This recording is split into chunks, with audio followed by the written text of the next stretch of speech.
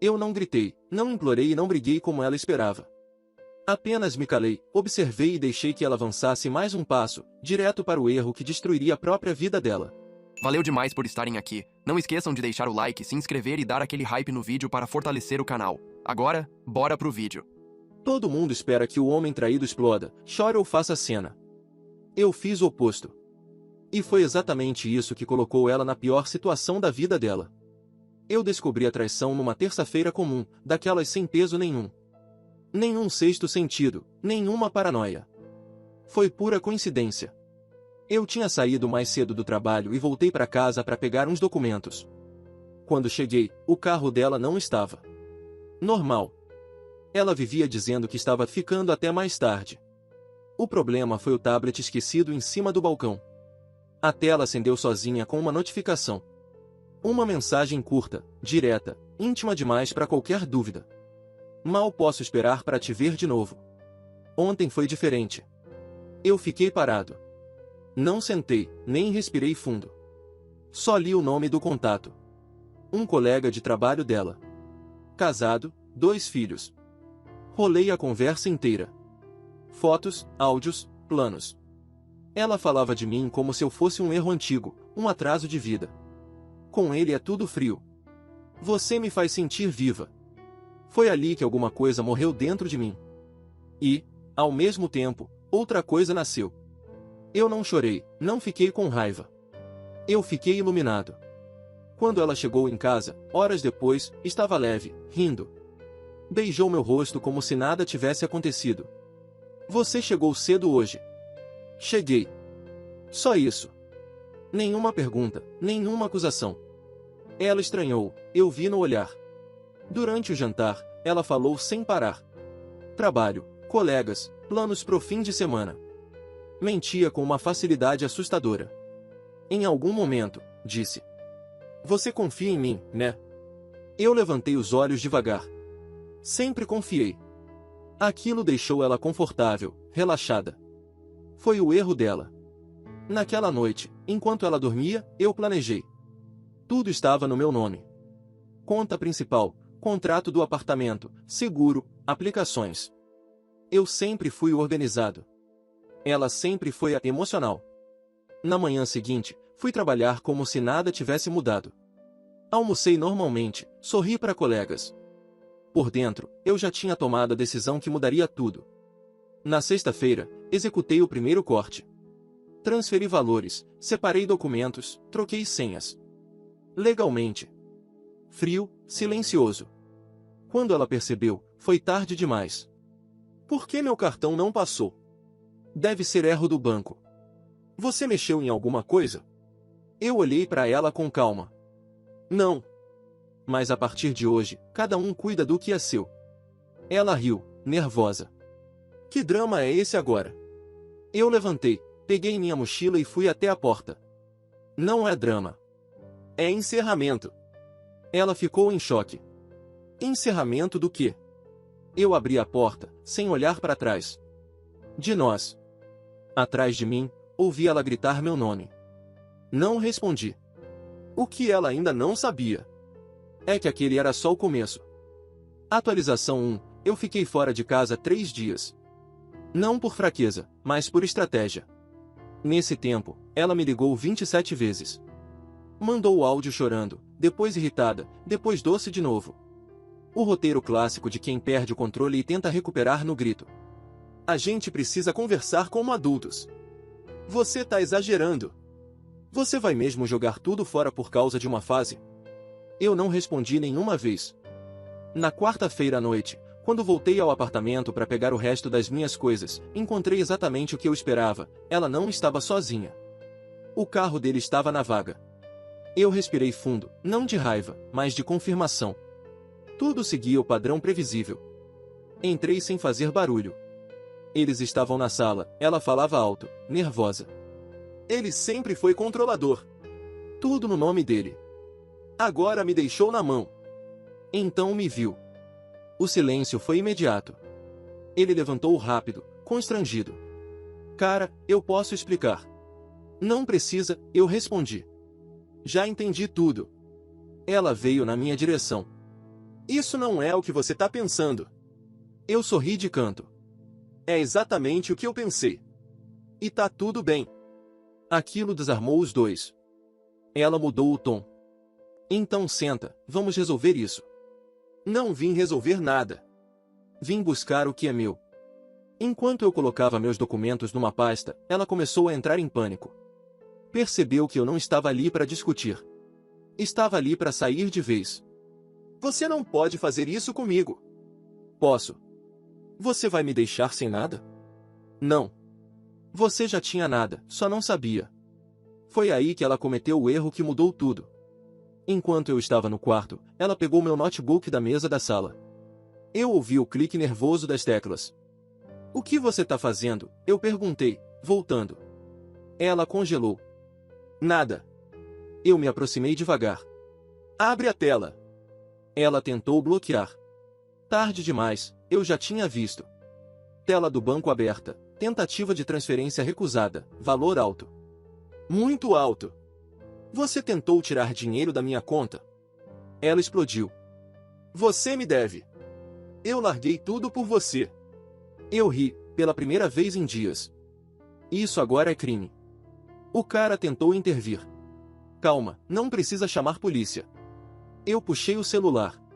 Não. Precisa sim. Ela avançou em mim, tentou pegar o telefone. Gritava que eu estava destruindo a vida dela, que eu era cruel, que ela só queria se proteger. Quando a polícia chegou, o apartamento parecia uma cena de guerra emocional. Ela chorava, se fazia de vítima. Ele não dizia uma palavra. Eu mostrei tudo. Mensagens, tentativa de acesso bancário, provas organizadas, cronológicas. O policial foi direto. Senhora, o senhor deseja registrar ocorrência? Eu olhei para ela. Ela tremia encolhida no sofá. Sim. Naquela noite, ela não foi presa. Mas saiu com um registro formal, notificação e intimação futura. Quando saí do prédio, senti algo que não sentia havia muito tempo, silêncio interno. 2 dias depois, recebi uma mensagem dela. Por favor, vamos resolver isso sem advogado. Eu não respondi. Uma semana depois, recebi outra. Meu advogado disse que isso pode dar ruim para mim. Eu continuei em silêncio. Porque enquanto ela tentava apagar o incêndio, o processo já estava andando. E ela ainda não fazia ideia do que viria a seguir. Atualização 2. O processo não começou com gritos nem sirenes. Começou com uma carta. Envelope pardo. Linguagem fria, jurídica, sem emoção nenhuma, exatamente como eu estava por dentro. Eu lembro do dia em que o aviso de recebimento voltou assinado. Eu fiquei alguns segundos olhando aquela assinatura torta, tremida. Foi ali que eu tive certeza, ela finalmente entendeu que não era blefe. Ela me ligou no mesmo dia, número privado. Atendi por curiosidade, não por saudade. Você tá mesmo fazendo isso? A voz dela estava rouca.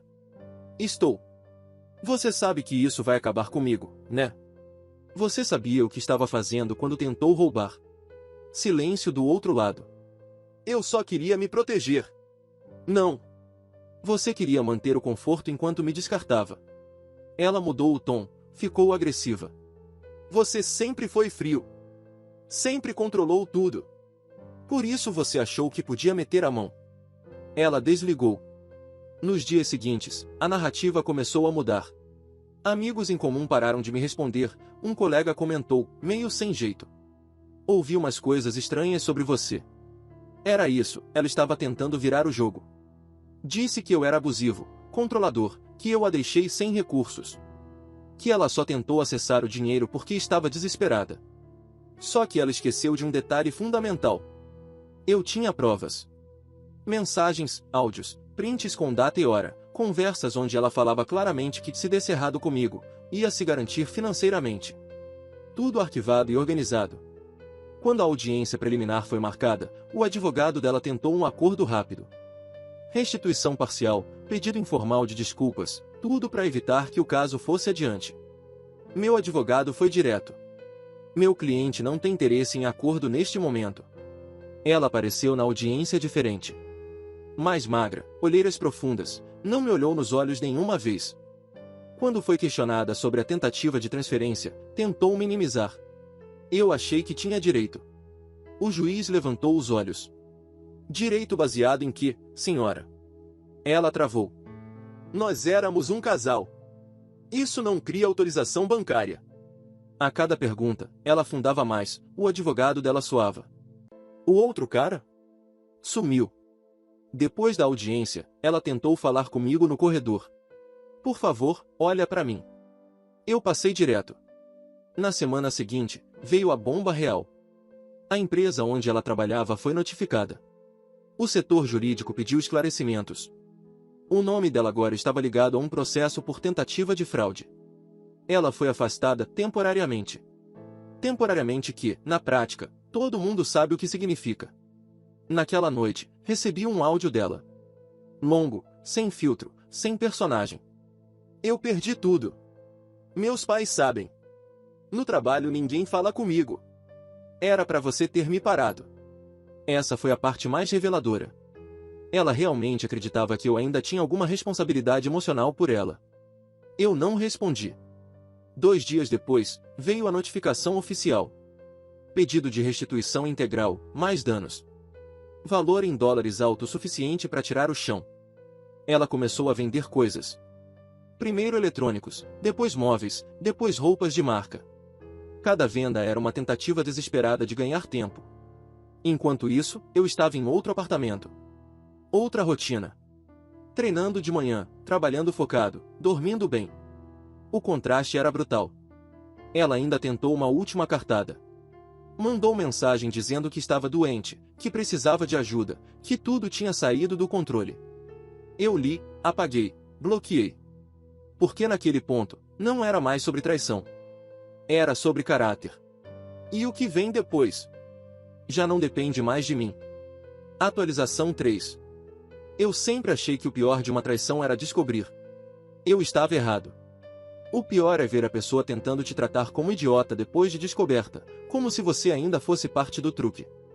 Quando a data da decisão final chegou, eu não acordei nervoso. Acordei, leve. Não porque eu estava feliz, mas porque eu já não tinha mais nada para discutir dentro de mim. Ela apareceu com o advogado e aquela postura de vamos resolver isso como adultos, como se eu fosse só mais um problema da semana. Eu vi a máscara. E vi também as rachaduras, mãos inquietas, respiração curta, o olhar procurando uma saída. O juiz foi direto, nada de palestra. O advogado dela tentou pintar a cena como desespero. Tentou transformar tentativa de acesso indevido em um mal-entendido de casal. Tentou enfiar sentimento onde só tinha número e registro. Aí veio a pergunta que matou a história alternativa na raiz. A senhora confirma que tentou realizar a transferência? Ela engoliu seco. Olhou para o advogado como quem pede permissão para mentir. Ele fez um microgesto com a cabeça, tipo vai. E ela respondeu. Sim. Foi só uma palavra. Mas naquele instante eu vi o mundo dela encolher. O juiz não levantou a voz, foi pior. Ele manteve o tom neutro e começou a listar consequências como se estivesse lendo o manual de instruções do inferno. Restituição integral, danos, custas, penalidades por atraso. E o encaminhamento do que ainda era criminal pro fluxo certo, sem drama. Ela tentou falar. Não conseguiu. Começou a chorar, mas de um jeito feio, contido, sem performance. O advogado dela se apressou em pedir flexibilidade, parcelamento mais suave, boa-fé. Meu advogado nem precisou me olhar, eu já tinha decidido. Não. A palavra saiu seca, igual um carimbo. Do lado de fora, ela me alcançou no corredor. O salto dela fazia um barulho irritante no chão. Você tá satisfeito agora? Eu parei, virei só o rosto. Satisfeito? Não. Eu tô encerrado. Ela riu, nervosa, como se aquilo fosse uma provocação. Você sempre foi assim, frio. Você acha que é melhor do que todo mundo. Eu cheguei mais perto, o suficiente para ela parar de respirar por um segundo. Eu não acho que sou melhor. Eu só não sou você. Aquilo acertou nela como tapa. Ela tentou a última arma, culpa. Eu vou perder minha vida por causa disso. Eu não discuti, eu só devolvi a realidade. Você tentou me tirar dinheiro enquanto me traía. Você não vai perder sua vida por causa disso. Você vai pagar pelo que fez. Ela ficou me encarando como se estivesse esperando eu suavizar. Como se eu fosse dizer, tá bom, vamos deixar quieto. Eu não disse. Nos dias seguintes, veio o tipo de queda que não aparece em filme. A queda que acontece no privado, no íntimo, onde não tem plateia para ela controlar. Primeiro, ela começou a aparecer em lugares onde eu sabia que ela nunca pisaria antes, mercadinhos baratos, loja de penhora, balcão de empréstimo rápido. Eu não fui atrás disso. Eu só soube. Cidade pequena faz barulho. Depois, veio o contato por gente que eu nem falava mais. Um cara da família dela me mandou mensagem. Ela tá passando vergonha. Tá todo mundo falando. Eu não respondi. Uma amiga dela tentou o tom sensata. Você não precisa destruir ela. Eu digitei e apaguei. Digitei e apaguei de novo. No fim, bloqueei. Porque o que me incomodava não era ela sofrer. Era ver que até ali, mesmo com tudo desabando, ela ainda queria que eu fosse o amortecedor.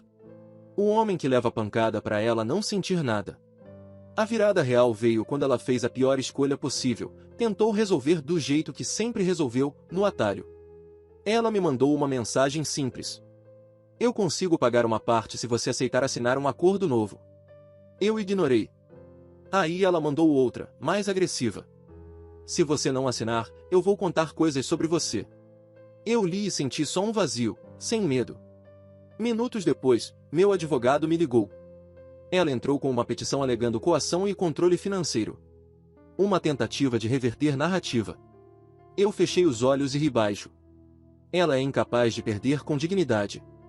O problema, ele continuou, é que isso pode virar tiro no pé se ela mentir em documento. E ela mentiu. Ela exagerou, inventou, colocou frases na minha boca. Criou uma história onde eu era um monstro e ela era uma vítima desesperada. Só que ela esqueceu de um detalhe: eu tinha registros, conversas, e principalmente, eu não tinha nada a esconder. Eu não tinha infidelidade, eu não tinha fraude, eu não tinha tentativa de golpe. Ela tinha. O juiz não gostou. E quando o juiz não gosta, ele não grita, ele fecha portas. Na audiência seguinte, a que ela achou que seria a chance de virar o jogo, ela saiu menor do que entrou. Não por causa de mim. Por causa do próprio excesso. Na saída, ela me viu e veio como um animal acuado, sem filtro, sem máscara, sem personagem. Você quer me ver no chão, é isso? Eu fiquei parado, calmo. Eu não quero ver nada. Eu já saí da sua vida. Ela tremeu. E aí falou a frase mais reveladora de todas. Eu achei que você fosse me proteger. Ali eu entendi o núcleo de tudo. Ela não sentia falta de mim. Ela sentia falta do escudo que eu era. E eu respondi do jeito mais curto possível, porque certas verdades não merecem discurso. Acabou. Eu entrei no carro e fui embora. Naquela noite, eu sentei no meu sofá, sozinho, e percebi que a perda silenciosa não era só dela. Era minha também, mas de um jeito bom. Eu perdi a ilusão. Perdi a esperança de que caráter nasce do nada. Perdi a vontade de explicar. E no lugar disso, ganhei um tipo de paz que ninguém que implora por amor entende. Atualização 4, final. Depois daquela última audiência, tudo ficou estranhamente silencioso. Não o silêncio ansioso de quem espera uma bomba, mas o silêncio de quando a bomba já explodiu, e agora só resta a poeira baixando. O processo criminal seguiu o caminho previsível. Sem espetáculo, sem manchete, do jeito que realmente acontece quando ninguém tem mais influência para distorcer narrativa. O acordo oferecido a ela era simples: assumir, pagar, cumprir. Qualquer tentativa de negar só pioraria tudo. Ela aceitou. Não por arrependimento. Por cansaço. Quando meu advogado me ligou confirmando que estava tudo encerrado, civil e criminalmente, eu agradeci, desliguei e fiquei alguns minutos parado, olhando para a tela apagada do celular. Não senti alívio imediato. Era como terminar um livro pesado e fechar a capa devagar, sabendo que não precisa reler nenhuma página. Os meses seguintes mostraram o que é a tal da perda silenciosa de verdade. Ela não sumiu do mapa, isso seria fácil demais. Ela continuou existindo, só que fora de todos os lugares que antes davam identidade para ela. Cidade pequena não esquece. Só finge que não comenta. Eu soube que ela tentou recomeçar longe. Mudou de endereço, mudou o corte de cabelo, mudou o jeito de se apresentar. Mas certas coisas não ficam na aparência, ficam no histórico. As parcelas mensais viraram um novo relógio da vida dela. Todo mês, um lembrete do erro. Todo atraso, uma ameaça real. Não havia mais atalho. Não havia mais quem resolvesse por ela. Enquanto isso, minha vida seguiu num ritmo quase ofensivamente normal. Acordar cedo. Trabalhar focado. Treinar. Dormir em paz. Eu comecei a perceber algo curioso: as pessoas me tratavam diferente. Não com pena, não com curiosidade. Com respeito silencioso. Aquele respeito que surge quando alguém vê que você não implodiu, não fez cena, não se perdeu. Você só saiu. Um dia, encontrei por acaso alguém que ainda falava com ela. Foi inevitável ouvir. Ela diz que você destruiu a vida dela. Eu não discuti, só respondi. Ela destruiu a própria vida achando que eu nunca sairia da frente. A conversa morreu ali. O último contato indireto veio quase um ano depois. Um e-mail curto, sem emoção, quase burocrático. Ela avisava que tinha conseguido antecipar o pagamento final. Queria resolver isso de uma vez. Não pediu nada. Não insinuou reaproximação. Não tentou conversa. Só informou. Quando a confirmação chegou, eu senti algo inesperado. Não vitória, mas leveza. Era o fim real. Naquela noite, fiz algo simples. Abri uma cerveja, sentei na varanda e fiquei observando a cidade. As luzes, o movimento, a vida acontecendo sem drama. Pensei em quem eu era no início de tudo. O cara que confiava. Que acreditava em discurso bonito. Que achava que amor justificava tudo. Esse cara não existia mais. Mas eu não me senti mais duro. Me senti mais claro. Eu não virei alguém amargo. Virei alguém que não negocia limites. E o mais importante, eu não precisei destruir ninguém. Eu só saí do caminho. E deixei que as escolhas dela encontrassem o destino que sempre tiveram. Ela segue viva, trabalhando, pagando contas, sobrevivendo, mas fora da minha história. E isso, no fim das contas, foi a consequência mais pesada de todas. Algumas pessoas acham que perder alguém é o pior castigo. Não é. O pior castigo é perder o acesso, o escudo e a influência. E continuar vivendo sabendo exatamente por quê. Muito obrigado por nos assistir até aqui. Nos vemos mais tarde.